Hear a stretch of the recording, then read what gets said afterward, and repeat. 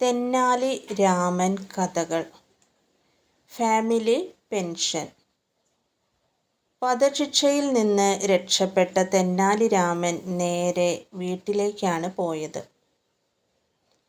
അമ്മയെയും ഭാര്യയെയും വിളിച്ച് അരമനയിലേക്ക് പറഞ്ഞയച്ചു.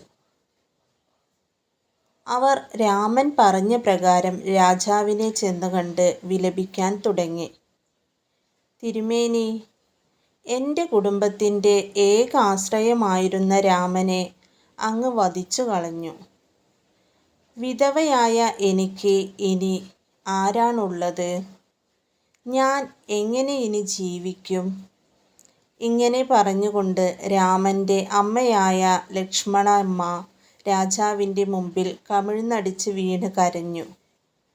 തിരുമേനി, അങ്ങേക്ക് എങ്ങനെ ഇത്ര വലിയ ക്രൂരത ഞങ്ങളോട് കാണിക്കാൻ തോന്നി? എനിക്കിനി ആരാണുള്ളത്? ഞാനും വിധവയായല്ലോ. എൻ്റെ മകനെ ഞാൻ ഇനി എങ്ങനെ വളർത്തും? തെന്നാലി രാമൻ്റെ ഭാര്യ മങ്കമ്മയും രാജാവിൻ്റെ മുന്നിൽ കിടന്ന് കരച്ചിലാരംഭിച്ചു. രാജാവിനും സങ്കടമായി. അദ്ദേഹത്തിൻ്റെ ഹൃദയമലിഞ്ഞു. അവരെ ആശ്വസിപ്പിച്ചു.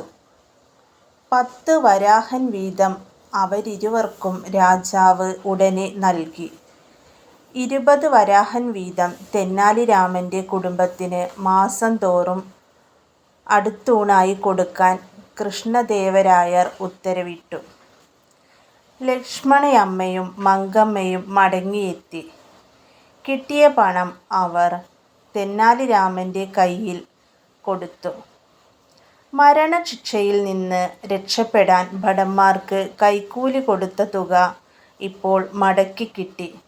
ഇങ്ങനെ പറഞ്ഞുകൊണ്ട് തെന്നാലി രാമൻ പൊട്ടിച്ചിരിച്ചു.